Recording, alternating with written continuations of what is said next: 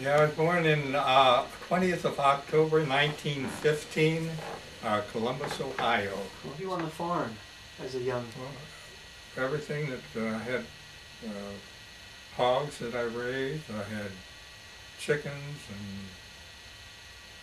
and rabbits and worked in the garden and cows, yeah, milked the cows. Oh, you did all that too? Yes. Fantastic. What a...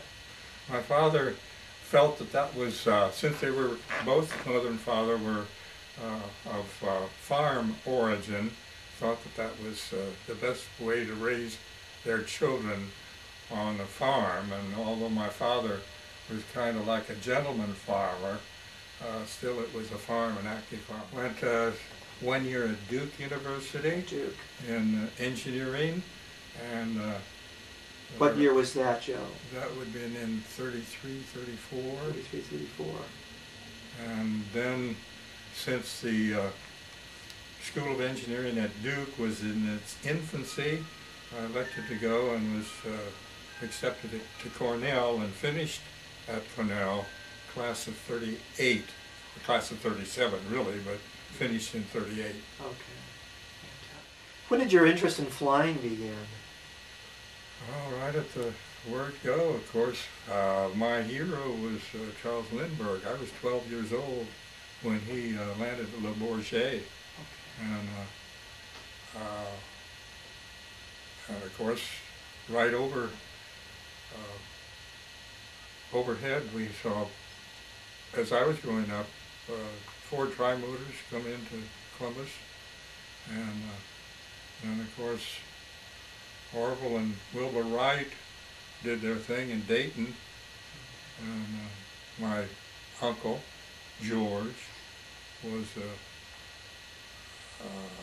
manager of a Gem City ice cream company there, and knew Orville and Wilbur personally. Wow. And that's how I happened to meet Orville after the war with my Uncle George and Aunt May.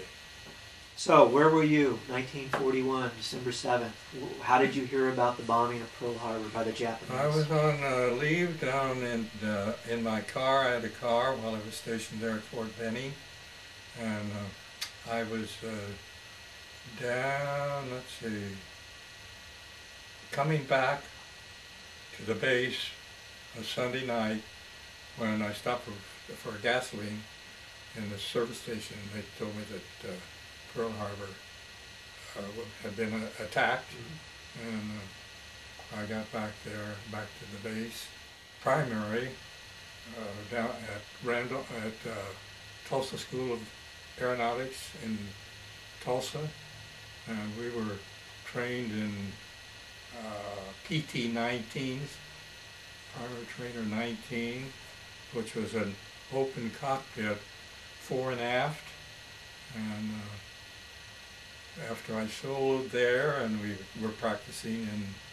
spins and all, and I went up and put the PT-19 in a spin, and it hesitated just a little bit, and I was much concerned, climbed to a higher altitude, and again it hesitated, and then continued to spin, and of course watching the altimeter unroll. Oh, jeez. And looking down, I really looked down at the release and considered jumping, making a jump, and then as a thought, because in flight school they talked about getting out of a spin by blasting out of the spin, where you open the throttle and push the stick forward. Right. I did that, and it came out. And it worked. It came out of the spin. Then I went right back to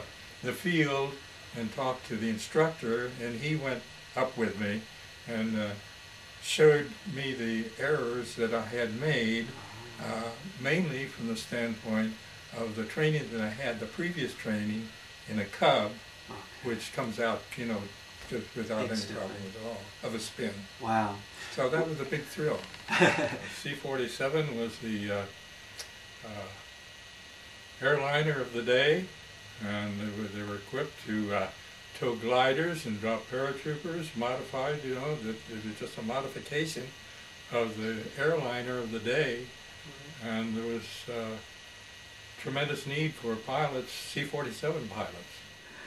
A wonderful airplane to fly, and being in troop carrier rather than bombing or fighters. We flew all over Europe, You sure did. and it was just You got to see it all. yeah, I got the best deal, brother. I think you did. Of course, we had Don Bulge as radio operator and a Right. navigator on board and Right. crew chief. So we left Florida, flew to Brinken Field in Puerto Rico. From there down to I know you have. Georgetown in Guyana, British Guyana. Right. From there to Natal. From Natal over to Ascension Island. From Ascension Island over to Liberia, right, which is in the news now. From Yeah. there on up across. Again, I'd have to look at that to find out the stops that we made. Across the Sahara Desert, which is a wonderful experience, and then on to Marrakesh, North Africa, and from there out on a latitude at a 45 with longitude 45 in longitude and latitude out to a longitude, and then north, and then back into England. Landed in Scotland, because of course at that time the continent was occupied by the Germans. And coming back, we came back the same way, and I knew I flew on the wing of Ferguson, my CO. Okay. And so you didn't take a ship back. You actually flew back. You flew back. Mhm. Huh. I thought Don told me that he took a He ship. did. Oh, he did. Well, we were running a jump school at that time, anyhow, Oh. for the 101st Airborne. Okay. And I asked Ferguson, my CO, if I could make a parachute jump. And we were jumping hundreds of paratroops, you know, through the training program. And he said, okay.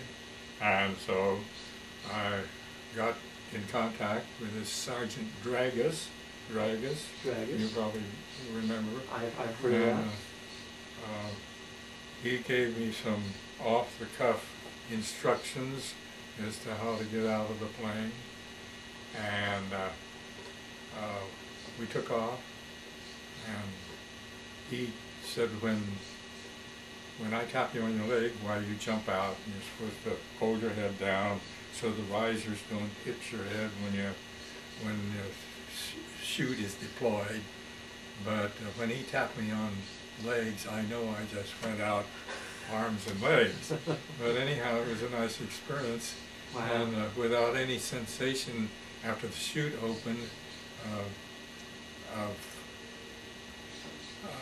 you say you were just suspended in the air. And then I noticed that I was coming down right in the top of a tree that looked like about 30 feet or 40 feet tall. And then I did use the shroud lines and split the chute, so I landed almost standing up in this area, in a cleared area. Wow. So Do you recall what airfield that was at? Or? it was Ramsbury. That was at Ramsbury. Mhm. And you made the jump right there at Ramsbury? No, or no, it was where they had the jump school. where they had the jump school? It wasn't on the. It was a matter that we were briefed eventually that this was really D-Day, and we were going to fly it, and we went over. We were attached. The 85th Squadron was attached to Ramsbury, 436. So we ended up over there and did all our preparation, and the chest pack. Okay. We wore a harness and a flak suit and flak helmet and goggles that were supposed to protect your night vision if you were in searchlights, and a 45, and we had also that escape and evasion kit